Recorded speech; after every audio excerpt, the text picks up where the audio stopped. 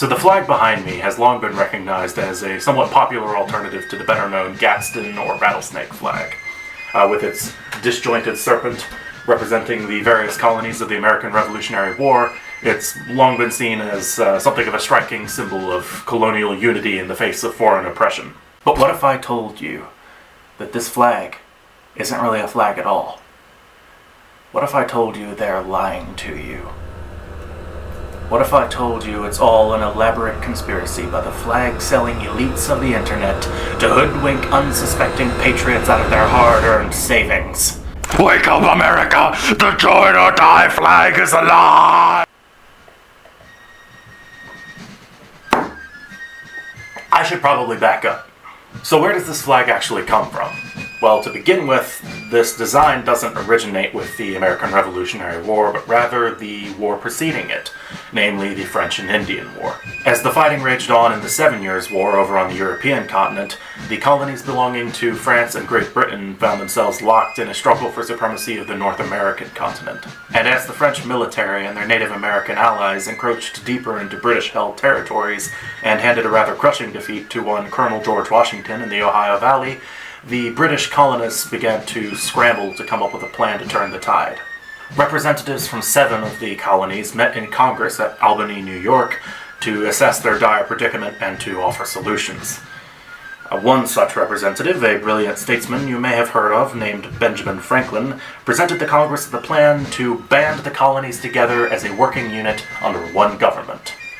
To Franklin, the problem with the way the colonies were responding to the French threat was one of a failure to cooperate and move with coordination against their enemies. Indeed, some colonists were afraid or unwilling to stand up to the French assault, seeing attacks happening in other colonies as pretty much none of their business.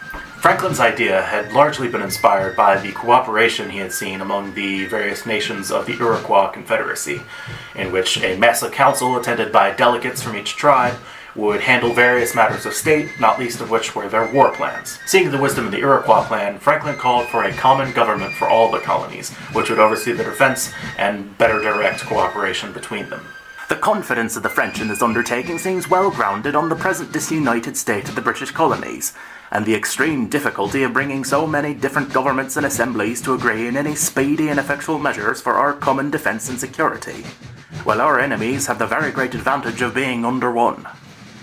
And to illustrate this idea, which would be referred to as the Albany Plan of Union, Franklin created a powerful little piece of artwork in the form of a woodcut political cartoon.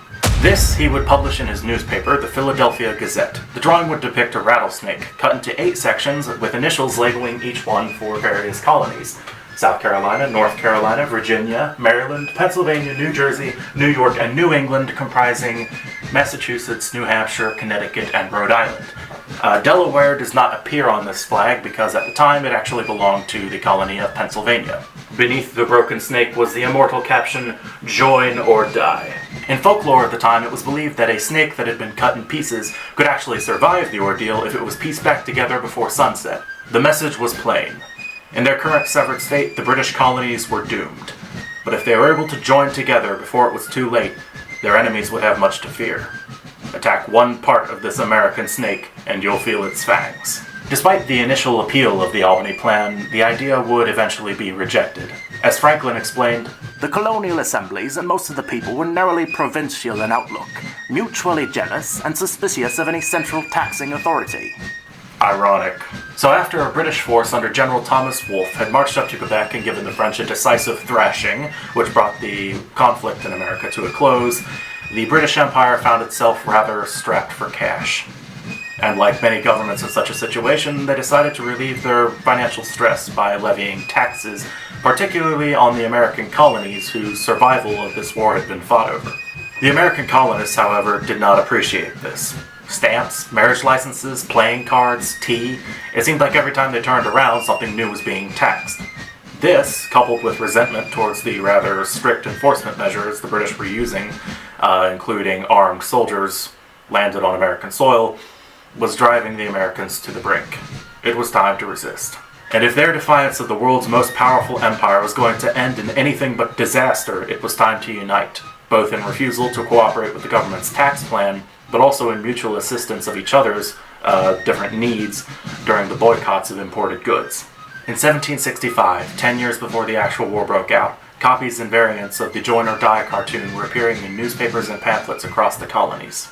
Franklin had intended this cartoon to represent colonial unity in matters such as defense or Indian relations, but to the new American patriots, it was a matter of unity against tyranny itself. Locked in a struggle against their own mother country, the American colonies must join together or they would all certainly be destroyed.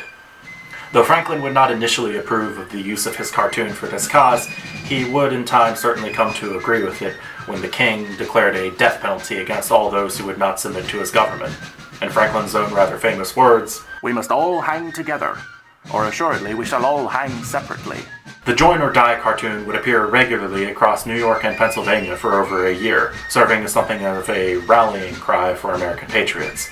In 1774, another famous American named Paul Revere would place a variant of the cartoon in the masthead of his own newspaper, the Massachusetts Spy, itself a political thunderbolt that would routinely blast the British as tyrants, and featured writings by one Thomas Paine, whose work, of course, further stirred up Americans for a revolution. The snake symbol would appear on a variety of patriot flags once the war actually broke out, most notably in the Gadsden flag, or rattlesnake flag, as well as the Culpeper Minutemen's flag and the Culpeper Ensign flag, sometimes called the American Navy Jack flag. The rattlesnake, a true Native American, rarely attacks except in self-defense, and the American revolutionaries saw themselves as doing exactly that, attacking only in defense of their own rights. What's strange here is there seems to be no evidence that this cartoon appeared on any flags of the period. There are simply no paintings, no diary entries, no official records, nothing at all to indicate that the broken snake design was used as an actual battle standard. Which is interesting when you think about it, because it appears on quite a lot of Patriot flag memorabilia shops today, and seems to be almost synonymous with the Gadsden flag. During the American Civil War, both Union and Confederate newspapers ran versions of this cartoon, telling each side to band together against the other. But again, it was never used as an actual flag design. That doesn't seem to appear until the last century or so. So, does that mean we can't enjoy this design in this format as an epic flag you can fly from your front porch? Absolutely not. It is a free country. Do what you want. If you like it, more power to you. I like it myself, simply because it just looks awesome, both on a flag and on paper. I like the sort of gnarly, epic woodcut feel to it. The font looks awesome. It's original to the cartoon, and that's why I got this flag. So hopefully I shall return to you in the next video with a flag that was actually designed and intended as a flag and flown as a flag historically. Thank you for joining me on this little excursion into my flag collection. I'm the Mad Poet himself, and please leave a comment if you have anything to add, anything to correct. Like, subscribe, do all that nice stuff, and I shall see you in the next one. Thank you.